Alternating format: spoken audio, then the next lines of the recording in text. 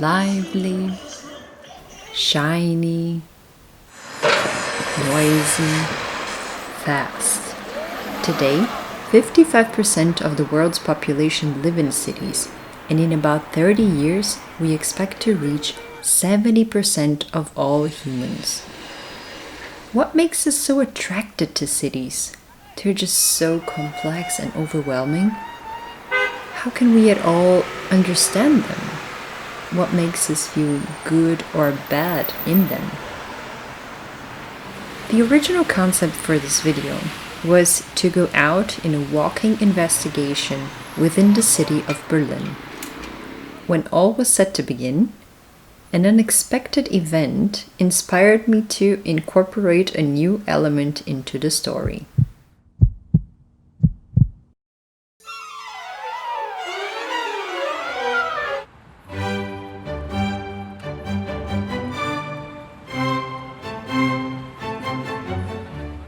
Oi, amori.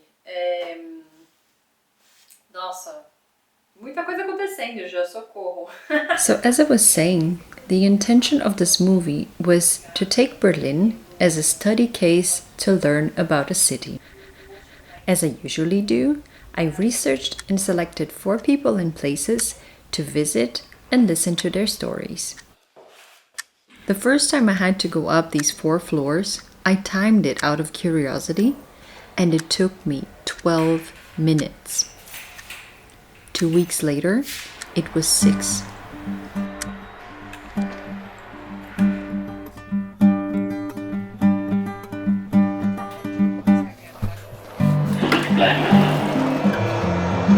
The first person that comes to my mind when I think about the history of Berlin is my good friend Tania Becker, who I met through the Citymakers network. Coming from Croatia 30 years ago, she decided that the only way to satisfy her curiosity to learn about Berlin's history was to take up complete professional training for tour guides. So I invited her to meet at the exhibition hall of Berlin's Senate Department for Environment, Transport and Climate Protection.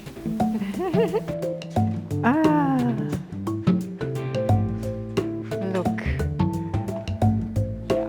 How beautiful.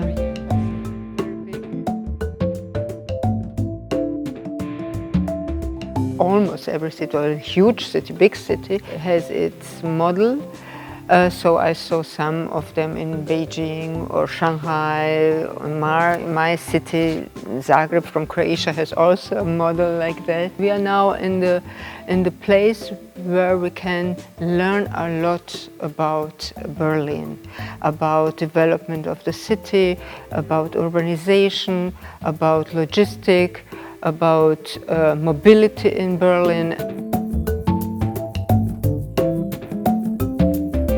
Does Berlin have a city center? Doesn't. It is in 1920. It was just 100 years.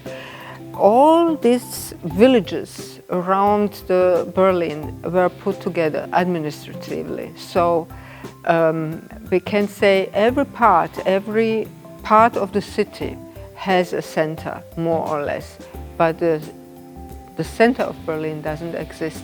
In my opinion, probably we can say this is the center of Berlin, or Alexanderplatz could be center of Berlin, but it's not true. There are many small cities or many small villages coming together 100 years ago. So.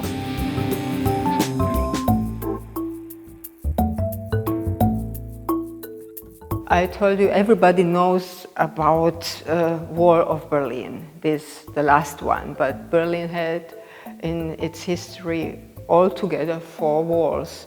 The first wall connected 2 small cities from the 13th century, Köln and Berlin, and the Middle Age wall. After that, a beautiful wall from the Baroque period of time. Now we take the chance to introduce our camera/edition man. Randolfe Camarotto also comes from my hometown, São Paulo.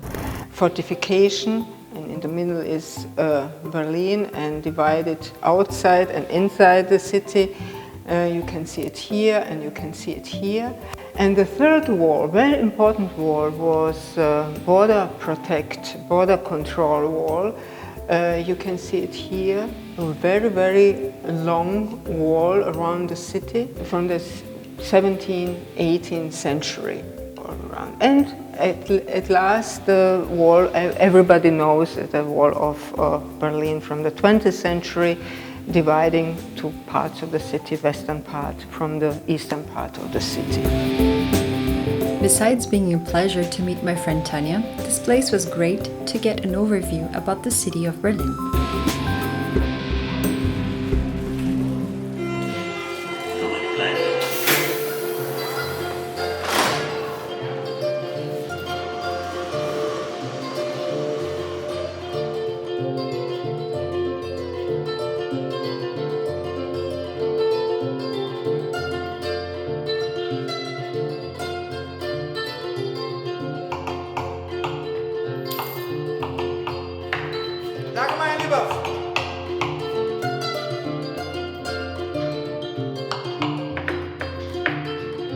Besides this more classical format of going to an exhibition, could there be other ways of learning about the city?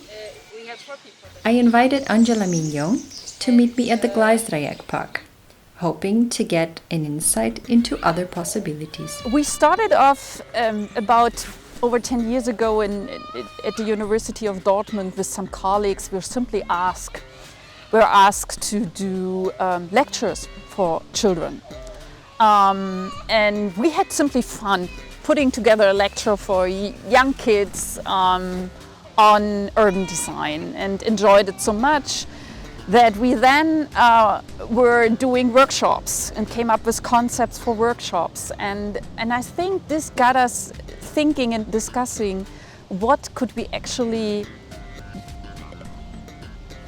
change in how planning works right now if we educate young people at a young age about architecture, urban design. If they grow up with knowledge like that, would they may be different decision makers, for example, in the future?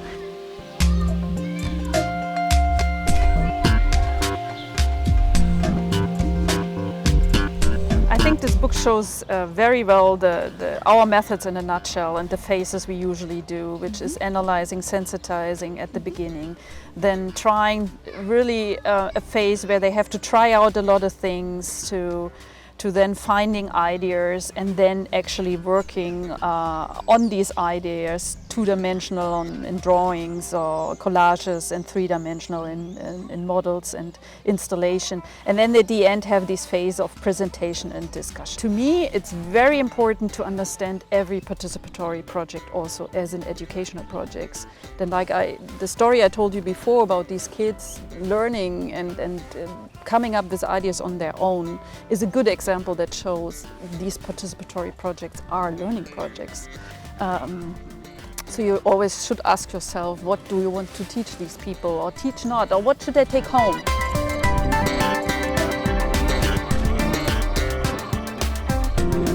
Angela has shared with us some methods to empower and encourage young people to take the initiative. She also spoke about the growing demand to involve citizens in the designing process. I went to visit Alex Römer to check how an ongoing case of participative design is taking place. Hallo, willkommen.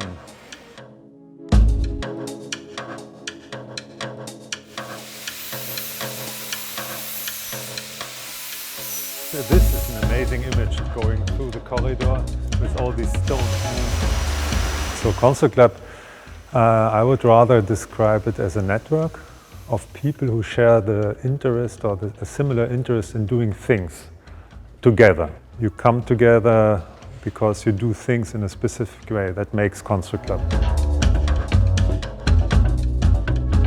So what we kind of share is the idea of not only thinking things out conceptually or imagine things, designing them, but also realizing them. And not only things, actually, also situations. And then in the ideal scenario, we also activate them. So either through the whole building site and the construction moment. That would be a sort of Constructlab in the meaning of the word. It's about construction, it's a laboratory of construction, so we do research on different, often low-tech types of building methods and construction methods. Definitely also a sociologic construct lab. I think here we can, with our way of having a voice, being able to decide, but also showing experiences and engaging people and generating also maybe a critical mass. It is also symbolic in the way they develop it, because they really make it a pilot project. They really give voices to the different stakeholders. It's not a top-down decision. It is a kind of, bottom-up is maybe also too large, but it is a parliament kind of situation here on the ground, where they decide together in which direction it will go in.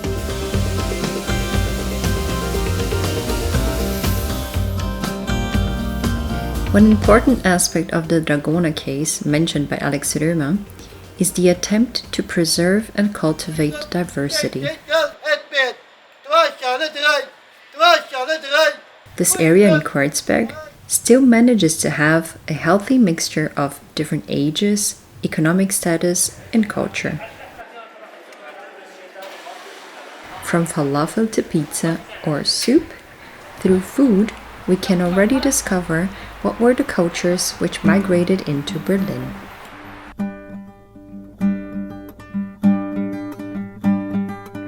Besides the Rathaus block, Alex, Constructlab and other groups are actively engaged in other projects of public interest.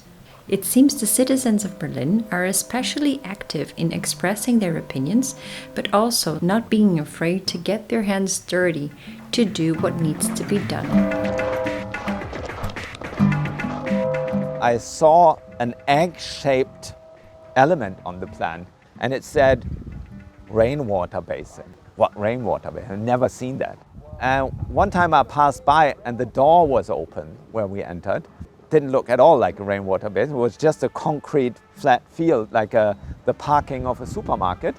So we said we're going to invent a project in here that pretends to be a temporary project and then slowly becomes more and more kind of permanent.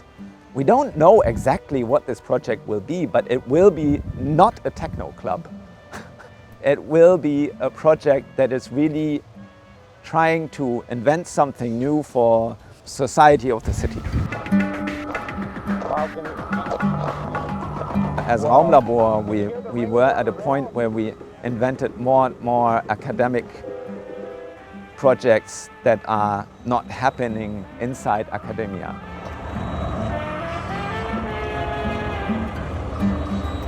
We thought that this is actually a good starting point because we have an existing network that we can bring here that is doing really super good, super strange and super funny stuff. Most of our projects are about that. They are about opening up spaces, reinventing spaces. There's many reasons to experiment with a common language and find out how people who actually normally wouldn't share the same table come together and do for a certain time.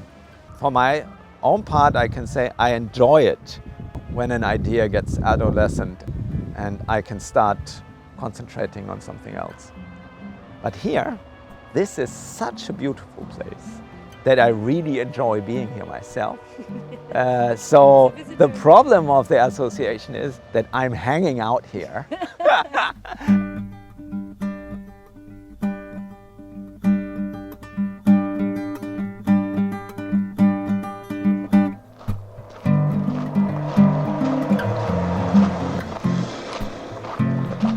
Here we come to the end of today's journey.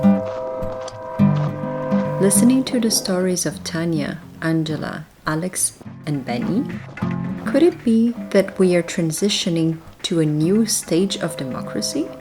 Besides voting, each person seems to be in fact capable of actively designing the spaces we live in. I certainly feel like experimenting. But first, I guess I need to learn how to walk again.